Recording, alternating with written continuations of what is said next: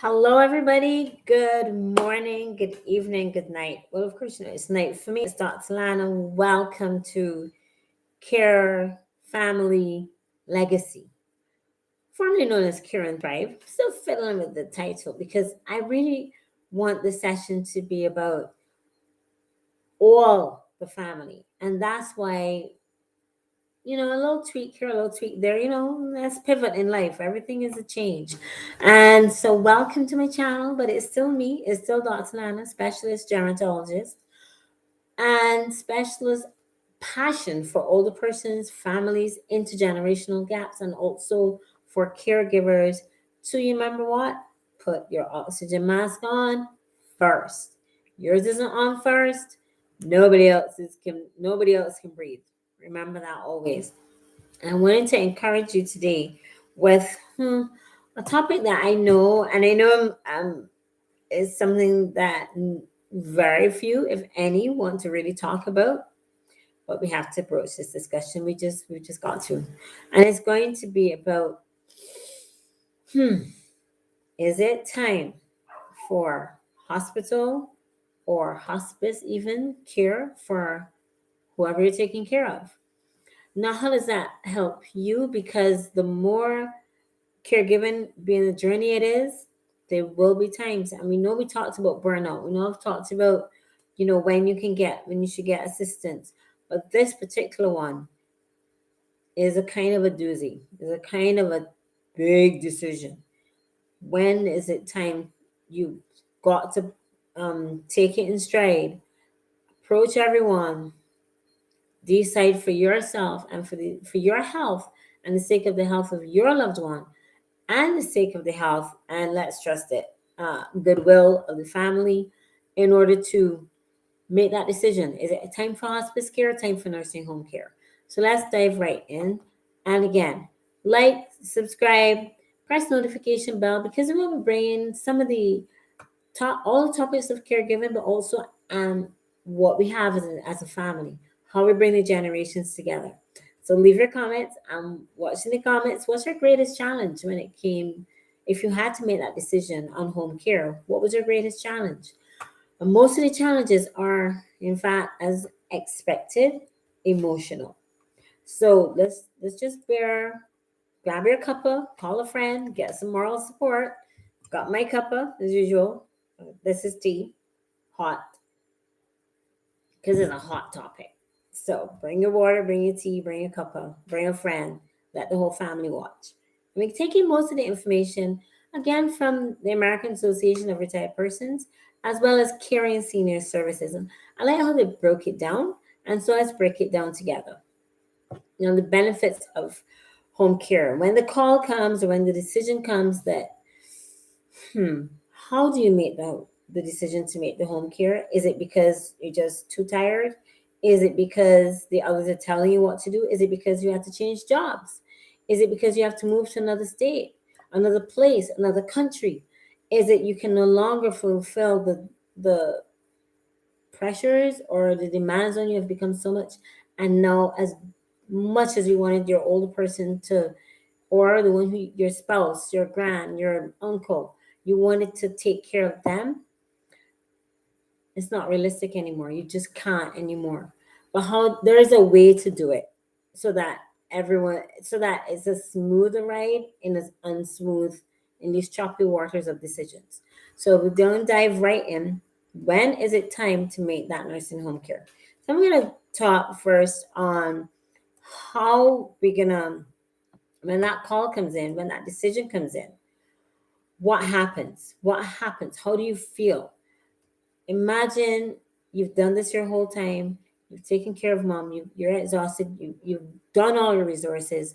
But frailty, which is a part of older age, which again, remember, old age is not a disease, but frailty and non-communicable diseases do come with it. And so how can you manage the medication, the frailty? Maybe they need physical assistance.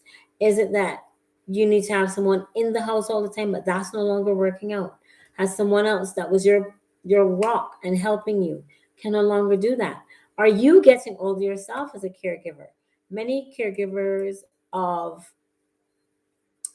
spouses Well, obviously they're getting older as well, and so they can no longer make that take that responsibility on themselves.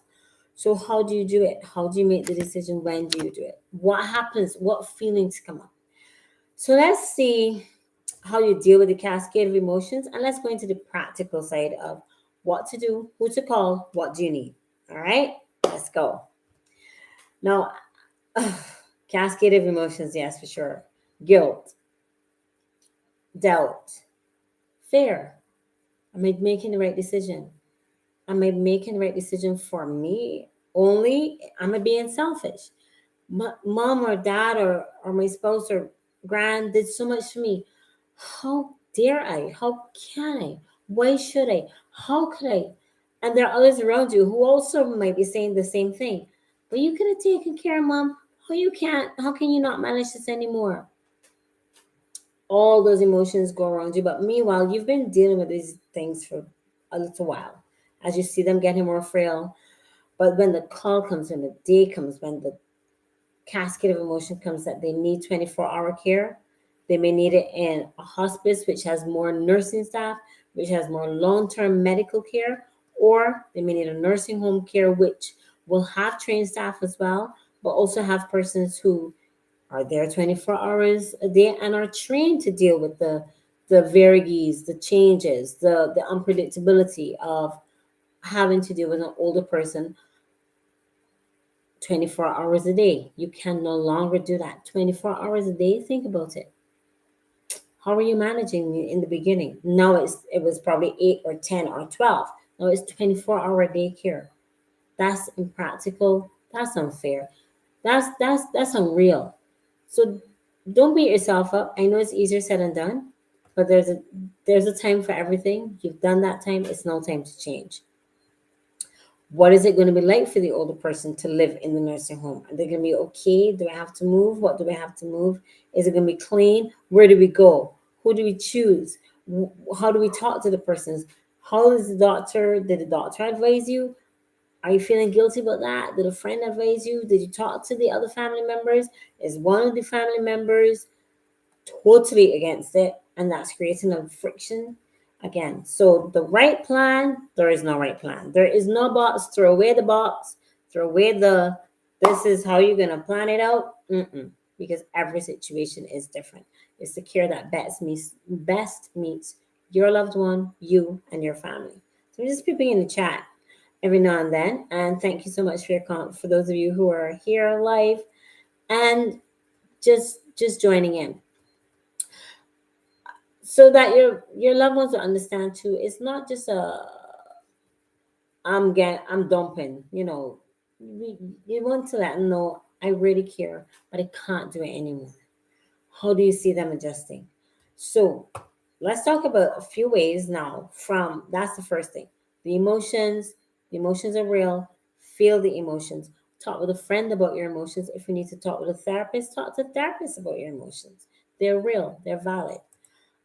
Now, couple seven. I thought 7 points. Seven is good. Seven, yeah. 7 is good to remember. We can put like 4 on one hand and 3 on the other. So how do you do it? Well, let's start with your loved one first. Yes, especially if it's a parent, and especially if it's an older person, and especially if they can get in on the discussion and they recognize frailty is going to be a thing. Or the best time to plan is when they are still sturdy, strong. You want their input in their own care because that gives dignity to everyone. And it makes the discussion smoother. It brings their own choices into fact and into the whole decision making. And then they feel like, you know what, when the decision comes, the guilt, the doubt might still be there, but it's not as much because you know they were involved. So, part one of the things you can do first, see things from your loved one's point of view. Consider how they feel. Ask them. Say, Mom, Dad, and I know one of my uncles, he's passed now. He was very brave soul because he was, in the army, and he he prepare for the worst and discuss early. And he wanted to have that discussion, but only a few of family members, and I was really small at the time. I thought, well, why wouldn't they want to talk to him about what his decisions would be, what his other plans might be, because he can't talk to them when he's no longer in his faculties. So that was good. That was great. And when eventually the discussion came around, he felt comfortable. The other family members felt comfortable because they knew exactly what uncle wanted. So start early. Start and chat. What would you want to see, mom, dad, uncle, spouse, family members? What do you want to see? Talk to them. Go at a nice time. Bring your tea. It's tea time. If it's morning for them, let's have breakfast. Let's sit around. Let's watch our favorite movie and let's chat about it. But you have to broach the discussion, get their input, and write it down. If they say specifically, I do not want to be this particular place, then write it down because they will know what decisions you make if it's in harmony with their wishes. Don't assume that they're going to say, no, I want to stay in my house. Don't assume that. They may actually want to take the burden off you. And they may want to go where their peers are, where they can talk, where they see people who look like, who are of the same age, where they can interact. And who knows, it may be a more vibrant situation for them. So let's not assume. We know what to say about assumptions. Can't say, no, but you'll do that in your head, yeah. Another thing you can do at starting the conversation early. Not only the plans, what you want to do, but who do they want to talk to? Do they want to speak to a particular family member? Is the family member the one who makes the family members with different roles? Is there one who makes the decisions for medical care, attorney discussion, uh, and the life discussion? Yes, placement, and if you live in a bigger country, which state, which section do you use? What's the commute there? What's the travel there? What are the environment? What's the environment there? What's the head of? What's the feel? What's the vibe you get for there? So talk with all family members. Say, well, after you've spoken to your loved one, bring the family members in. Whom do they want to talk to? Who's the best fit to make that decision? Who would we like to help delegate because you can't do it all on your own? Who's the best person for this particular thing you want to do? All right. The benefits of home care. Talk about that. Let them know. Well, they may not be certain. Are you fully certain about home care? What happens in a nursing home? Most people I know talk to me and say, well, doc, that's where you go to the waiting room. I'm not going to say any more about that. But no, most nursing homes, even hospice cares, have expanded and broadened it and made green spaces and made, I won't say fun, but made it great activities so that your you're the one you're taking care of feels as at home as possible. There are people there who take care of their basic needs or assist them with their basic needs. If something happens, they're right there on the money with an emergency. They've got medical personnel, they've got trained personnel to take care of the not only activities of daily living, but also with the emergency things that happen, and also their direct connection with not only your person that you take care of, but also for you. So I have a direct line to you. So and so, we're taking care of mom. Or you can in these days FaceTime, Zoom. They have all the technology there. They may be able to train your those who are older how to use the Geron technology. So whether it's a bigger tablet, a senior friendly technology, whether if they can't move, they can still see you by zooming in.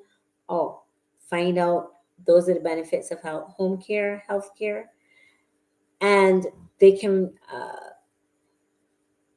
see. You know what? This might not be a bad idea. Number 4, research your options. I know we said a little bit about where may you want to go, whom may you want to decide, whom your loved one may not want to go to. But come prepared. Research all the options. I mean, even down to color. What's the color of the room? Can you paint the room? Can you bring in your own equipment? Most facilitate that. Can you what medical care do you need to bring? Do they require family members to bring additional things, or will there be an extra cost if there are specialty needs such as um, security warmer blankets, for example, in colder countries? I know in Barbados, and if there are care homes, they may want an assistance, especially as the economic times are so rough. They may want you to bring, you know, private care, personal care items, and how often they may need you to do that. Some of it may be practical for you to do, some may not. Again, early discussion. Who's going to deal with the finances? Who's going to deal with the legal part? Who's going to deal with the medical bit? Who's going to talk to mom or dad or whoever? And get together. Family meeting, meeting with the doctor, meeting with the team. It's a team thing. Research your options, research how you feel, research what your parent or your loved one feels about it, and get your facts on paper, and then you can take them to the relevant authorities. Share with, this is emotional. This number 5 is going to be another one. Share with your parent how I feel. Mom, dad, uncle, I don't want you to leave. I understand that we've been together for so long. You've never been a burden to me. I mean, you want to tell the truth, but this is how you genuinely feel. I've met all caregivers have the Superman cape, and you really want to do the best that you can. But here's what: sometimes they don't know how you feel. And truly, in any relationship, do we always know what the other person feels? So that's why you want to share not only their feelings, but your feelings. Let them know, hey, I'm concerned for you. I want the best for you. This has been tough. I we've done all we can. I can't do anymore. And if it can be temporary, and you know it can be temporary, do not make promises you cannot keep. But if you know it will be temporary, or it may be just respite care for a, a week in every month, that may be what you can afford to do. That may be what you can decide upon. You let them know your feelings on the matter. That allows them to know, one, they are truly loved and they're not being dumped or put aside or isolated or secluded or relegated or dismissed. None of us wants to feel that way. No one. And just let them know how you feel, and then they're like, oh, many, many, many times you wouldn't believe. I didn't know you felt that way. I know you care, but when you tell some person how much you care for them, it makes the conversation go so much smoothly. Reconcile any family differences you have right now. The family discussion is going to create some drama, shall we say? It may create hurt feelings, it may create high words, as we say, but the discussion must be had, and make it as peaceful as possible. But just talk our feelings, talk about the loving times, share how you feel, how it's hard on you. Number 7. Number 6, recognize that this is not okay. Mom, dad, we're going to meet such and such a time at 8 o'clock on Friday. We're going to bring Harry, Lou, Janice, and we're going to talk about everything. Can you feel how overwhelming that is? Well, I just felt overwhelmed. Like, you're bringing everybody one time to talk one time on this one time forever decision. Hoo, hoo, hoo. Mm-mm. So, any big decision, have you ever gone to buy? I don't want to be frivolous, but have you ever gone to buy? Well, I have a pair of shoes, a pair of slippers, and it took you like days to go through different stores to find out one pair of slippers or one pair of shoes, and you go back and you're like, I'm not sure, and then you come. So, was that a big decision for you? It might have been, because you have to deal with your feet, you have to deal with the comfort, what you're using it for, where you're going. So imagine a big decision such as moving your loved one from their home to somewhere else, which may be strange, but may become their home eventually. So think of it as start with saying, well, can we've reached this decision. We've reached a time that we have to decide. Mom, dad, uncle, spouse, in-laws, everybody, children, bring the children along. Let them see, because there are things that I remember, as I said, from 5, 6, 7. Children don't forget. They may not remember the words you say, but they remember the feeling around it. And so they can chime in their own little bit, but bring them around to see that family caregiving is, um, the hard decisions are part of the decisions. And while we don't want to bring them into things that may make them upset, we do want them to know that this decision involves you too. Makes them feel grown up. Makes them feel, hey, I can help granddad. I can do something. I can help him to feel comforted, or grandmom, or mom, or older uncle, or dad, or granddad. Bring the children in. It's an intergenerational thing. Let's bring families together. Family care legacy. What legacy would you leave for your children is determined by what they see, not by what they hear. Always remember that. So bring them in. That's just a side point. I think it's so important to bring in. Do you need to, as we said, do a trial run? We mentioned trial run. So this is kind of an aside, like maybe a 6B trial run. We mentioned do it for one week every month, and find out if that's okay. Do a trial run. If they don't like it, try something else. In life, if something isn't working, try something else. This world is filled with 9, almost 10 billion people. There aren't options. We got options. We've got options. So if one doesn't work, try again. Meeting again, try again. FaceTime, Zoom a meeting. We may not always have to have everybody in the room together. What I want to one thing though is not to have it overwhelming. Have a specific time. As I also want to put in a plug for those who may have family members who have already gone through are already going through the stages of dementia. Don't think they're not understanding or following. They can feel your words. They can feel your touch, your reassurance. And then when you take them somewhere, watch how they go with more than one person. See how they feel. See how they interact with the staff. See how the staff interacts with them. Don't be afraid to ask the staff difficult questions. What happens if mom falls in the middle of the night? What happens if there's an emergency? Will you call me? What what do you need from me? What do I need from you? How often does the doctor come? How often will the nurse come? How often does the therapist come? Is there a therapist here? What's the green space? I say green space because what's the outdoors like? Can they go outdoors? Who's supervising them when they go outdoors? If they're wheelchair bound, how do they get outdoors? Are they just stuck watching the screen, watching TV? How often can they FaceTime? You see the questions? You can don't bother to just write all these things, scramble all these things down. Just food for thought, and then you can rewatch this and let me know your thoughts. What is your biggest question right now so far of what I've mentioned? Tap in and tell me. Um, or leave a message later. What would you like to see me talk about some more?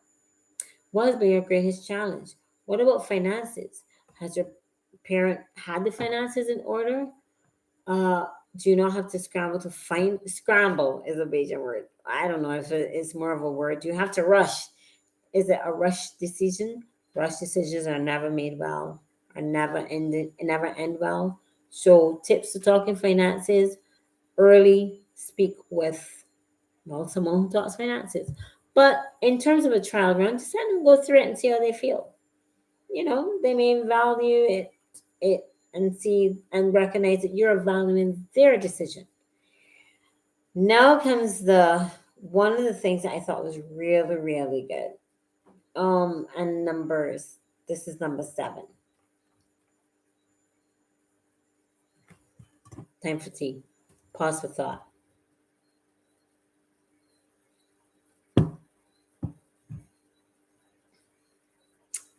What about somebody else giving advice? Yes, it's your family caregiving. Yes, you spoke with a doctor. Yes, you may have spoken with a nurse. You may have spoken with a district nurse.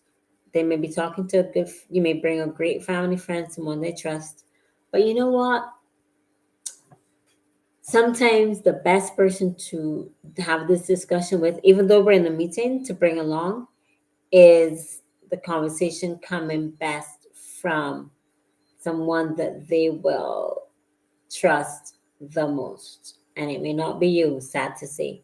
It may not be the doctor, sad to say. And that's okay. It's not an indictment on you. It is, they may just want, like anyone else, like how we know the value of a second opinion. They may want to have a second opinion. They may want to say, well, you know what? Shirley's been my friend for 40 years. I like her. I trust her advice. Now, whether you like Shirley or not, your loved one does. Your loved one values their his or her, well, and surely her input. Your loved one values their peers' thoughts. And while you want to be careful who's coming in because it is personal family business, you want to be sure that that personal family business includes someone that they will trust and will be a loyal friend that will take them, maybe accompany them to the visit, accompany them, may take the burden off you as a family members to think, well, we don't feel like we as family forcing them to do it. Um, the friend may say, well, hey, they told me something that they may never have told you. And it may be good. It doesn't always have to be bad. So when family can't be there, when things seem tough, when the decision to move from aging in place to hospice care to home care, it doesn't mean that you're leaving. Those 7 points, see things from your parents' point of view, start the conversation early, focus on the benefits of the care that they may be getting, listen to their viewpoint and get their input, get the children's input, research your options.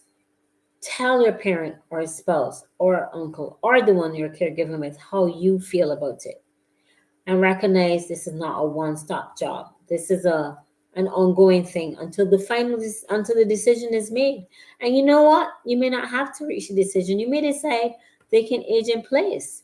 They can still age in place, and you may just have to bring someone in. So they may not have to go somewhere outside. You may be able to, if it's possible, finances allow, you may be able to have, what about your community hub? Can they bring in volunteers for a small stipend or a big group that may have volunteers? Can they come in, younger persons, vetted of course by that company? Can they come in?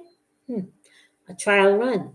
And also let your parent or spouse get their friend, their peer, their match, person that knows them best, their BFF, BPF, BFF, their best friend, the one who they have been with, who stuck with them through thick and thin. And I've got some loyal friends, and I'm sure you do too. And you know that that friend's advice, that friend's decision, that friend you know has your best interest at heart. You want them along for the ride. You trust them. And it takes the load off of you so that you don't have to feel as though you're burdened. So I hope those tips, I know more than 7, but essentially those tips, talking to your aging parents, talking to your significant other who it may just be a challenge, acknowledging your own feelings. Your oxygen mask first is not an oxygen mask of guilt. It's an oxygen mask of love. It's an oxygen mask where you want to help your parent to put their own oxygen mask on first. It is a time when it's a difficult time. It's a challenging time, but it's a time that you can be certain that when you've made that decision, your heart is clear, your conscience is clear, your decisions have been made, and you feel good about it. At the end of the day, it is about what is in the best interest of not only your loved one, yourself, your family. It's a generation. It's a care. It's a sometimes it's trial and error. But don't let the thought of the error stop you from making the trial. Nothing ventured, nothing gained. So hope you were able to. I will leave the things, the information from the information we talked about. Don't rush it. We have a saying in Barbados, don't rush the brush and spill the paint. Just take it one day at a time. Make the decision. Chat with the whole family. Have your loved ones input. Bring the children along. Let them see what it's all about. Respect, respect, regard. Everyone's decisions. The tough decisions have to be made. In family, family, tempers will flare. Things will flare.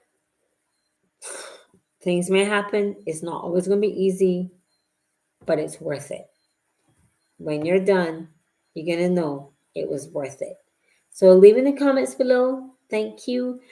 Will be uploaded tomorrow. And so, but I value your input, and I leave in the chat, leave in the live chat, and we'll talk about this some more. Press the notification bells. This has been such a joy. But this has been a great topic because it's been coming up more and more.